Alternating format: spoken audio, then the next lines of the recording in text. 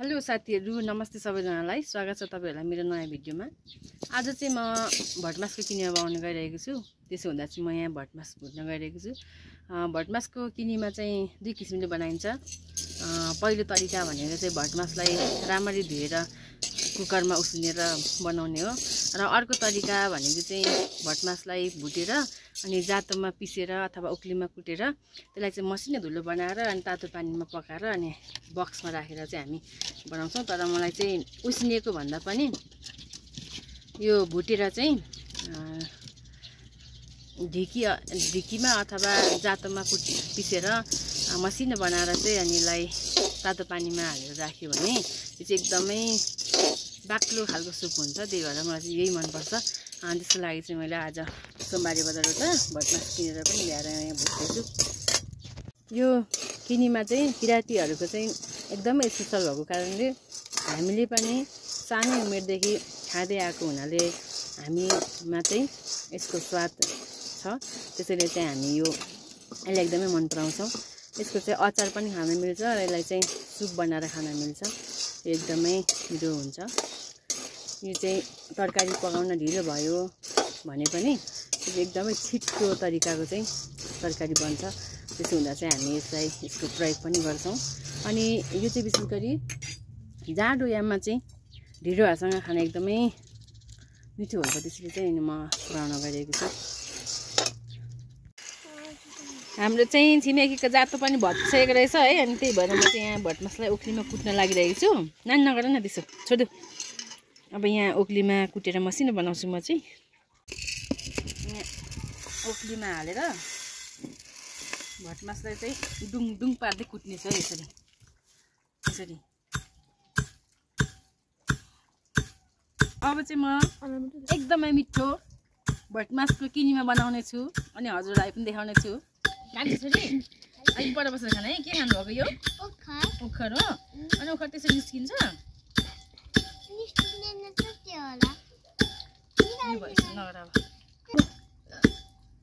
साथीहरू के गर्नु, जातो भत्काइहाल्यो। जातोमा भने छिटो हुन्थ्यो। त्यो ओखलीमा चाहिँ एकदम ढिलो हुँदो रहेछ। कुट्टिनै मानेको छैन र पनि म यसलाई जबरजस्ती भए पनि कुटेर बनाउने छु। किनकि मलाई किनेमा खान एकदमै मन परेको छ नि त। त्यही भएर म चाहिँ यहाँ बनाउने कोसिस गरिरहेको छु। आशा छ मलाई मेरो किनेमा मिठै हुन्छ भन्ने।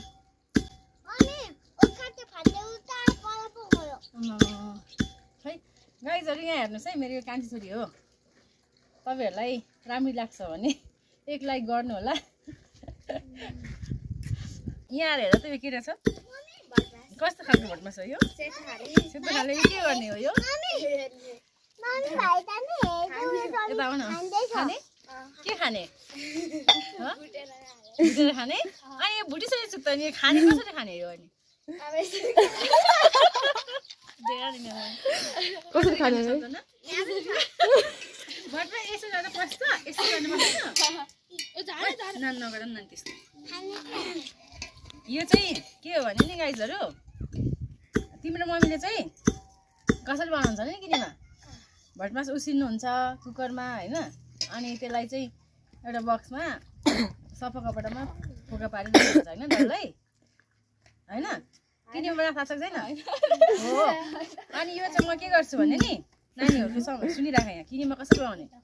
भोलि पछि तिमीहरू पनि म जस्तै अर्को घर जान्छौ नि त होइन। त्यतिखेर सासूले किनेमा बनाउ त बढी भन्दाखेरि ला कसरी गर्ने पल्लो भने त्यही भएर कसरी बनाउने नि, पहिला भटमास किनेर ल्याउने। आफ्नो बारीमा फल्छन् ठिकै छ, नत्र भटमास किनेर ल्याउने सासूले किनेमा बनायो भने होइन। अनि के गर्ने, किनेमा बनाऊ भन्यो भने भटमास किन्दै पहिला बारीमा फल्छ भने घरमै हुन्छ, फल्दैन भने बारी के अरे बजारदेखि ल्याउने। त्यस पछाडि भटमासलाई मजाले कराईमा भुटेर अनि पाक्ने भएपछि चाहिँ जातो छ भने त अति उत्तम हुन्छ। जातोमा पिसेको मसिनो हुन्छ। तर नहुँदाखेरि चाहिँ ओखलीमा यसरी कुट्ने अनि यो धुलो भएपछि चाहिँ यसको यो बोक्रा चाहिँ नाङ्लोमा यस्तो पटस पटस पटस पार्ने होइन। त्यस पछाडि यो के गर्ने त तातो पानी तताउने अनि त्यो तातो पानीमा घोल्ने अनि अलिक सेलाएपछि चाहिँ एउटा बोरा अथवा सफा कपडामा यसरी पोका पारेर अनि तातो ठाउँमा राख्नुपर्छ क्या। अनि 3 दिन पछाडि चाहिँ यो किनेमा हुन्छ। बुझ्यौ? बुझ गयो?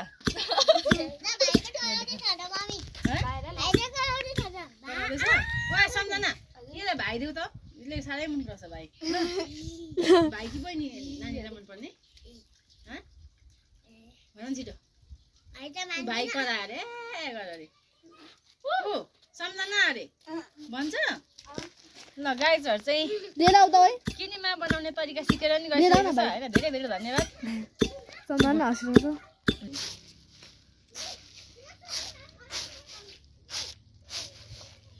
अघि गाडी कहाँ राखिन्छ भित्र छ यो साथीहरु मैले चाहिँ यो भटमासलाई अलिक दुःख गर्नु पर्यो है अब यसरी छानेर अनि मसिनो बनाउनु पर्यो तर मैले केही छैन सक्न लागेको छु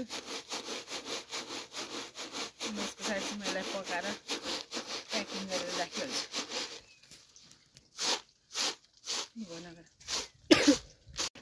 ल मैले चाहिँ यहाँ भटमास कुटेर ठिक पारिसकेको छु र यहाँ चाहिँ मैले पानी तताउँदैछु अब यो पानीमा चाहिँ एकछिन पकाएर अलिक सेलाएपछि चाहिँ अनि यसलाई राख्नुपर्छ ल गाइजहरु मैले चाहिँ यसरी तातो पानीमा यसलाई भिजाइसकेको छु अब यसलाई चाहिँ यसरी यहाँ मैले चाहिँ सुतीको कपडा राखिन बुढामा चाहिँ यसरी राख्दैछु अड्दैन कि के हो तातै रहेछ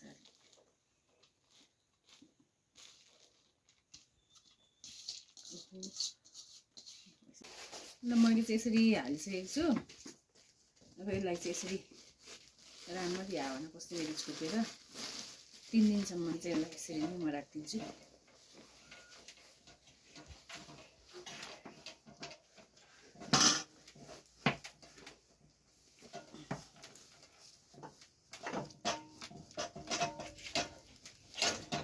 गाइजहरु अब यसलाई चाहिँ मैले एउटा ठुलो बोरामा चाहिँ पोका पारेर राख्नेछु गाइज मैले चाहिँ आजभन्दा 3 दिन अगाडि किनेमा लाइसकेर राखेको थिएँ आज चाहिँ यसको निस्किने दिन भइसकेको छ किनभने बाहिरै बास्न आइरहेको छ अनि त्यही भएर यसलाई चाहिँ म अब खोलेर नाङ्लोमा भिजाउन चाहन्छु है कस्तो भएछ म तपाईँलाई यहाँ देखाइदिन्छु मैले चाहिँ यसरी पोका पारेको थिएँ यहाँ हेर्नुहोला ए यस्तो राम्रो भएको छ है किनेमा चाहिँ यस्तो पक्नु होला म यहाँ हेर्नु होला है यस्तो यस्तो भएको चाहिँ एकदम राम्रो रे यसरी पुरै तननन्न हेर्नु है रेशमी किराले धागो बना जस्तै भइरहेछ यो किनेमा चाहिँ एकदमै सुँग्दाखेरि पनि बास्ना एकदम मिठो आइरहेछ एकदम राम्रो भएछ गाइजहरु हेर्नु होला अनि तपाईहरुलाई चाहियो भने मलाई अर्डर गर्नु है यो चाहिँ एकदम मिठो बनेको छ अब म यसलाई चाहिँ नाङ्लोमा भिजाएर राख्छु पत्रिका भएको भने सजिलो हुन्थ्यो गाइजहरु तर मेरोमा चाहिँ पत्रिका नभएकोले यसरी पेपर राखेर चाहिँ किनेमा र निकाल्न जाँदैछु यसरी राखेर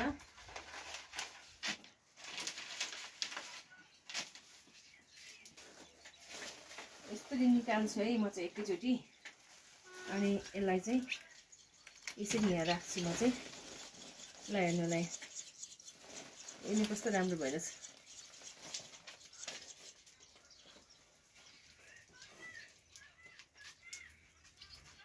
एकदम राम्रो भएको छ किनेमा चाहिँ